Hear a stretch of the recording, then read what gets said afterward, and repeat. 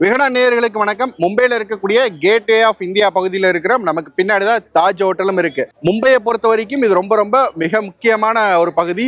இந்த இடத்துலயும் பாதுகாப்பை இப்ப பலப்படுத்தி இருக்கிறாங்க. அது ஏன் அப்படிங்கிறது எல்லாருக்குமே தெரியும்.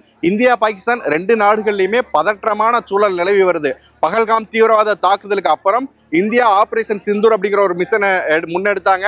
அது மூலமா பாகிஸ்தான் மற்றும் பாகிஸ்தான் ஆக்கிரமிப்பு காஷ்மீர்ல இருக்கக்கூடிய 9 தீவிரவாத முகாம்களை துல்லியமா தாக்கி அழிச்சாங்க. சோ அதை தொடர்ந்து ரெண்டு நாடுகளும் இந்தியாவும் பாகிஸ்தானும் மாறி மாறி தாக்குதலை தொடுத்துக்கிட்டே இருக்கிறாங்க. பாகிஸ்தான் ராணுவம் காஷ்மீரை தாண்டி ராஜஸ்தான், பஞ்சாப் மாதிரியான மாநிலங்களையும் தாக்குதலை தொடுத்திருக்கிறாங்க. அதே மாதிரி இந்தியா அந்த தாக்குதலுக்கு பதிலடி கொடுக்கிற வகையில கராச்சி, லாகூர் மாதிரியான பகுதிகளில் தாக்குதலை தொடுத்திருக்கிறாங்க. ரெண்டு நாடுகளும் மாறி மாறி தாக்குதல் பண்ணிக்கிட்டே இருக்கிறதுனால ஒரு பரபரப்பான பதற்றமான சூழல் நிலவுது.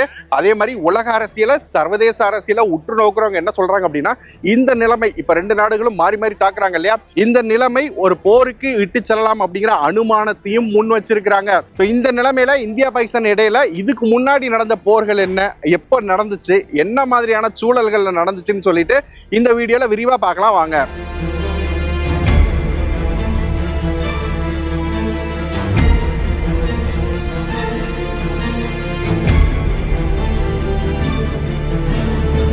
1947-48 அந்த காலகட்டத்தில் தான் முதல் முறையா, அதாவது இந்தியா வந்து சுதந்திரம் அடைந்தாங்க. அப்புறம் இந்தியா பாகிஸ்தான் பிரிவினை நடக்குது இல்லையா, அந்த காலகட்டத்தில் தான் முதல் முறையா இந்தியா பாகிஸ்தான் போர் வந்து நடக்குது. எதற்காக நடக்குது அப்படிங்கிறதையும் நாம வந்து பார்க்கணும். என்னன்னா, அந்த காலகட்டத்தில் இந்தியா சுதந்திரம் அடைகிறாங்க, பாகிஸ்தான் ஒரு தனி நாடு உருவாகுது இல்லையா, அந்த சமயத்துல பார்த்தோம் அப்படின்னா நிறைய சமஸ்தானங்கள் இருந்துச்சு. 500க்கும் மேற்பட்ட சமஸ்தானங்கள் இந்தியாக்குள்ளேயே இருந்துச்சு. அந்த சமஸ்தானங்களை ராஜாக்கள் ஆண்டுகிட்டு இருந்தாங்க. அந்த சமஸ்தானங்கள் எந்த நாட்டு கூட இணைகிறது அப்படிங்கிறது அவங்களே முடிவெடுக்கிற நிலைமையில வந்து இருந்தாங்க. பெரும்பாலான சமஸ்தானங்கள் அவங்க இந்தியா கூட போறதா, பாகிஸ்தான் கூட போறதா அப்படிங்கிறத முடிவு பண்ணிட்டாங்க. ஆனா ஜம்மு அண்ட் காஷ்மீர் அது ஒரு தனி சமஸ்தானமா இருந்துச்சு. அதை ஹரி சிங் அப்படிங்கிறவர் வந்து ஆண்டுகிட்டு இருந்தாரு. அந்த சமஸ்தானம் எந்த நாட்டு கூட இணைகிறது அப்படிங்கிறத அவர் முடிவெடுக்காமலே இருந்தாரு. ஜம்மு அண்ட் காஷ்மீர் பகுதி ரொம்ப ரொம்ப முக்கியமான பகுதியா இருந்துச்சு. ஏன்னா ரெண்டு நாடுகளோடையும் எல்லையை பகிர்ந்துக்கக்கூடிய பகுதியா இருந்துச்சு. அதே மாதிரி ஜம்மு அண்ட் காஷ்மீர் பகுதியில இஸ்லாமியர்கள் அதிகமா இருந்தாங்க. அதனால அவங்க பாகிஸ்தான் கூட போவாங்களா, இந்தியா கூட போவாங்களா? ஏன்னா அந்த ஹரி சிங் அப்படிங்கிற அந்த மன்னர், அந்த சமஸ்தானத்தை ஆண்டுகிட்டு இருந்தவர் ஒரு இந்து மன்னர். ஆனா வசிக்கிறவங்க அதிகமா இஸ்லாமியர்கள் தான் ஜம்மு அண்ட் காஷ்மீர்ல வசிக்கிறாங்க. அப்படி இருக்கிறப்போ ரெண்டு நாடுகள்ல எந்த நாட்டு கூட ஜம்மு அண்ட் காஷ்மீர் போவாங்க அப்படிங்கிறது வந்து ஒரு பெரிய கேள்வியா இருந்துச்சு. ஹரி சிங் அதுல முடிவெடுக்காமலே இருந்தாரு. அந்த சமயத்துலதான் பாகிஸ்தான் என்ன பண்றாங்க அப்படின்னா, அந்த ஜம்மு அண்ட் காஷ்மீர் மேல ஒரு அட்டாக் தொடுக்கிறாங்க. அதாவது ஜம்மு அண்ட் காஷ்மீரை ஆக்கிரமிக்கிறதுக்காக பாகிஸ்தான் ஒரு தாக்குதலை முன்னெடுக்கிறாங்க. அப்போ இந்தியா பதில் தாக்குதலை முன்னெடுக்கிறாங்க. அப்போ ஒரு போர் வந்து உருவாகுது. அந்த போர்ல பார்த்தோன்னா, அந்த போரோட முடிவுல பார்த்தோம் அப்படின்னா, ஜம்மு அண்ட் காஷ்மீர்ல 5/2 பங்கை வந்து பாகிஸ்தான் ஆக்கிரமிச்சிடுறாங்க. அதைத்தான் இப்போ வரைக்கும் பாகிஸ்தான் ஆக்குபைட் காஷ்மீர் அப்படின்னு வந்து, பாகிஸ்தான் ஆக்கிரமிப்பு காஷ்மீர் அப்படின்னு வந்து சொல்லிட்டு இருக்கிறோம். மிச்சம் இருக்கிற பகுதிகள் இந்திய காஷ்மீரா இருக்குது. இப்ப நடக்கிற பிரச்சனைகளுக்கெல்லாம் ஒரு ஆரம்ப புள்ளியா அந்த 1947-48 அந்த காலகட்டங்கள்ல நடந்த சம்பவத்தை சொல்லலாம். அந்த முதல் போரை வந்து சொல்லலாம் அப்படின்னு நினைக்கிறேன். அந்த காலகட்டத்துக்கு அப்புறம், சுதந்திரம் அடைந்த அந்த காலகட்டத்துக்கு அப்புறம் பார்த்தோம்னா 1965 திரும்பியும் இந்தியா பாகிஸ்தானுக்கு இடையில ஒரு போர் வருது. அந்த போர் நடந்த காலகட்டம் என்ன காலகட்டம்னு பார்க்கணும். 1962 இந்தியாவுக்கும் சீனாவுக்கும் போர் வந்துச்சு. அந்த சமயத்துல இந்தியா ரொம்ப தடுமாறி இருந்தாங்க, ரொம்ப திணறி இருந்தாங்க. ஸோ அந்த காலகட்டத்தை பயன்படுத்தி, இந்தியா கொஞ்சம் தடுமாற்றத்துல இருக்காங்க அப்படிங்கிறத பயன்படுத்தி தாக்குதலை நாமளும் தொடுக்கலாம் அப்படின்னு சொல்லிட்டு பாகிஸ்தான் வந்து ஒரு போருக்கான வேலைகளை வந்து செய்ய ஆரம்பிக்கிறாங்க. அதாவது 3 முறைகள்ல, பாலைவன ராஜாளி, ஹிப்ரால்டர், அப்புறம் கிராண்ட் ஸ்லாம் அப்படின்னு சொல்லிட்டு 3 விதமான முறைகள்ல இந்தியா வந்து தாக்கலாம், இந்தியாவை தாக்கி அதன் மூலமா ஒரு போருக்கு கொண்டு சொல்லலாம், அதன் மூலமா இந்தியாவில் இருக்கிற சில பகுதிகளை ஆக்கிரமிக்கலாம் அப்படிங்கிற ஒரு திட்டத்தோட பாகிஸ்தான் ராணுவம் வேலையை தொடங்குறாங்க. முதல்ல பாலைவன ராஜாரி அந்த திட்டத்தின் படி பார்த்தோம் அப்படின்னா, குஜராத்ல ரான் அப்படின்னு ஒரு பகுதி இருக்கு. அதாவது இந்தியா பாகிஸ்தான் எல்லை பகுதியில் அந்த ரான் அப்படிங்கிற பகுதி இருக்கு. அந்த ரான் பகுதியை வந்து ஆக்கிரமிக்கிறது மூலமா, அந்த பகுதியை வந்து கைப்பற்றுறது மூலமா இந்திய ராணுவத்தோட கவனத்தை இந்த பக்கம் திருப்பி ஜம்மு அண்ட் காஷ்மீர்ல அட்டாக் நடத்தலாம், ஒரு போரை வந்து கொண்டு வரலாம், அதன் மூலமா ஜம்மு அண்ட் காஷ்மீர் பகுதியில் ஆக்கிரமிக்கலாம் அப்படிங்கிற ஒரு திட்டமா வந்து முன்வைக்கிறாங்க. அதுக்கான வேலைகளையும் செய்யறாங்க. இந்திய ராணுவமும் இந்திய அரசும் அந்த திட்டத்தையும் வந்து தவிடுபடி ஆக்குறாங்க. ராஜதந்திர ரீதியில சில நடவடிக்கைகளை எடுத்து உலக நாடுகளோட ஆதரவோட அந்த திட்டத்தை வந்து முறியடிக்கிறாங்க.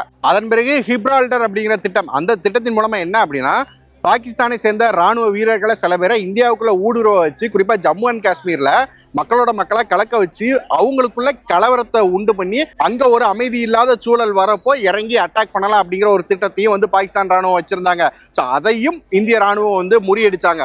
அதே மாதிரி மூணாவதா இன்னொரு திட்டம் கிராண்ட் ஸ்லாம் அப்படிங்கிற ஒரு திட்டத்தை வச்சிருந்தாங்க. அது என்ன அப்படின்னா, ஜம்மு அண்ட் காஷ்மீர்ல இருக்கிற ஊர்களுக்கு இடையில இணைப்பு பாலமா இருக்கிற அந்த அக்னூர் பாலத்தை தாக்கி அழிக்கிறது மூலமா இந்திய ராணுவத்தை தடுமாற செய்யலாம், அவங்களோட படை உள்ள வரத வேகத்தை மட்டுப்படுத்தலாம் அப்படிங்கிற ஒரு திட்டத்தை வந்து கொண்டு வராங்க.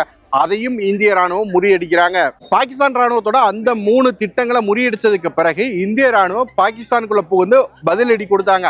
அதன் பிறகு பார்த்தோம் அப்படின்னா உலக நாடுகளோட பங்களிப்பால அவங்களோட ஆதரவுனால ஒரு அமைதி பேச்சுவார்த்தை இந்தியா பாகிஸ்தானுக்கு இடையில உருவாகுது.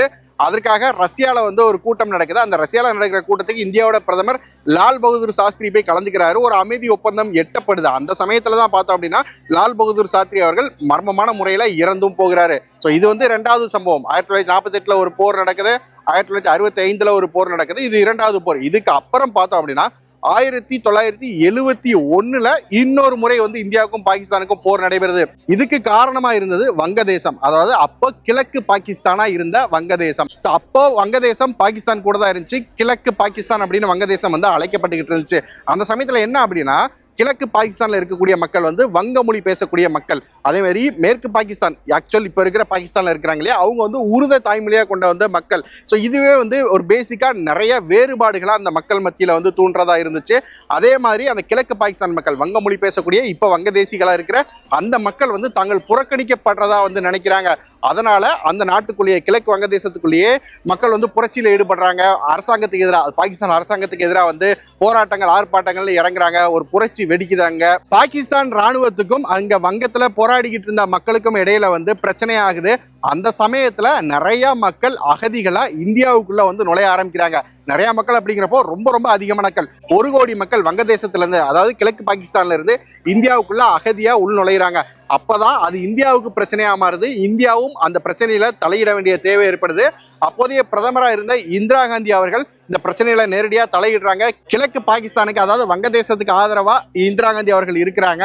ஸோ அவங்க இந்திரா காந்தி அவர்கள் அவங்களுக்கு சப்போர்ட்டா இருக்கிறாங்க. அப்படிங்கிறதுனால இந்தியாவோட விமானப்படை தளங்கள் மேல பாகிஸ்தான் அட்டாக் பண்றாங்க. ஸோ அதன் பிறகு பாகிஸ்தான் அட்டாக் பண்ண உடனே இந்தியாவும் பதில் தாக்குதலை தொடுக்கிறாங்க. அங்க ஒரு போர் மூழுது. அந்த போர் கிட்டத்தட்ட 13 நாட்கள் தான் நீடிக்குது. அந்த 13 நாட்கள்லயே இந்திய ராணுவம் பாகிஸ்தான் ராணுவத்தை வந்து சரண்டர் அடைய வைக்கிறாங்க. அதாவது கிட்டத்தட்ட 93,000 பாகிஸ்தான் ராணுவ வீரர்கள் இந்தியா கிட்ட சரணடைஞ்சாங்க. அவங்க சரணடைஞ்சதை தாண்டி கிழக்கு பாகிஸ்தானுக்கு சுதந்திரம் கிடைக்குது. கிழக்கு பாகிஸ்தான் வங்கதேசம் அப்படிங்கிற ஒரு புதிய நாடா வந்து உருவெடுக்குது. இதுதான் இந்தியா பாகிஸ்தான் வரலாற்றில் நடந்த 3வது போர், மிக முக்கியமான போர். இந்த போர் மூலமா வங்கதேசம் அப்படிங்கிற ஒரு புதிய நாடே உருவாகிருச்சு. இதுக்கப்புறம் பார்த்தோன்னா கிட்டத்தட்ட 20-30 வருடங்கள் கழித்து தான் இந்தியாவுக்கும் பாகிஸ்தானுக்கு இடையில அடுத்த போர் அப்படிங்கிறது மூழுது. எதனாலேன்னு பார்த்தோம் அப்படின்னா, கார்கில் வார் நம்ம எல்லாருக்குமே தெரிஞ்சிருக்கும். கார்கில் அப்படிங்கிற பகுதியை பாகிஸ்தான் ராணுவம் ஆக்கிரமிப்பு செய்யறாங்க. கார்கில் அப்படிங்கிறது ஜம்மு அண்ட் காஷ்மீர்ல மிக முக்கியமான பகுதி. அந்த பகுதியை பாகிஸ்தான் ராணுவம் ஆக்கிரமிப்பு பண்ணிட்டாங்க அப்படின்னா அவங்க அடுத்தடுத்து ஜம்மு காஷ்மீர் பகுதியில் ஆக்கிரமிப்பு பண்றது எளிமையா போயிடும். அப்படிங்கிறதுனால அந்த ஆக்கிரமிப்பு செஞ்சிருந்த பாகிஸ்தான் ராணுவத்துக்கு எதிராக இந்தியா வந்து போரை தொடுக்கிறாங்க. இதுதான் 1999 நடக்குது. அந்த 1999 என்ன விஷயம் முக்கியமா கவனிக்கப்பட்டுச்சுன்னு பார்த்தோன்னா, அந்த கார்கில் போருக்கு முன்னாடி தான் இந்தியாவும் அணு ஆயுத சோதனையை வந்து நடத்தி முடிச்சிருந்தாங்க. பாகிஸ்தானும் அணு ஆயுத சோதனையை நடத்தி முடிச்சிருந்தாங்க. ஸோ 2 நாடுகள் கையிலையும் அணு ஆயுதங்கள் இருக்கு. அணு ஆயுதங்கள் கையில இருக்கிற 2 நாடுகள் போர்ல ஈடுபட்டதுனால அந்த காலகட்டத்தில் இந்த போர் மிகப்பெரிய ஆபத்தான போரா பார்க்கப்பட்டுச்சு. கடைசியில அந்த போர்லையும் கடைசியில பார்த்தோம் அப்படின்னா ஆக்கிரமிக்கப்பட்ட கார்கில இந்திய ராணுவம் சண்டையிட்டு மீட்டு வந்தாங்க. அந்த போர் இந்தியாவுக்கு வந்து வெற்றிகரமான போரா அமைஞ்சது. ஆனாலுமே உலக வரலாற்றுல அது ஒரு மிக முக்கியமான போரா, 2 அணு ஆயுத நாடுகள் போரிட்ட மிக முக்கியமான போரா வந்து பார்க்கப்பட்டுச்சு. ஆக சுதந்திரத்துக்கு பிறகு மட்டும் 4 முறை இந்தியாவுக்கும் பாகிஸ்தானுக்கும் போர் வந்திருக்குது.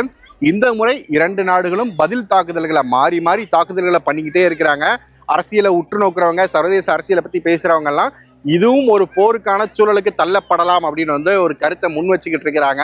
ஆனா என்ன அப்படின்னா, எல்லா மக்களும், உலக மக்கள் எல்லாருமே விரும்புறது, அப்பாவி மக்கள் எல்லாருமே விரும்புறது அமைதியை மட்டும்தான். அப்படியான பதற்றமான சூழல்கள் எதுவும் இல்லாம சுமூகமா இந்த பிரச்சனை முடிந்தா எல்லாருக்குமே நல்லது அப்படிங்கிறதா பொதுமக்களோட விருப்பம்.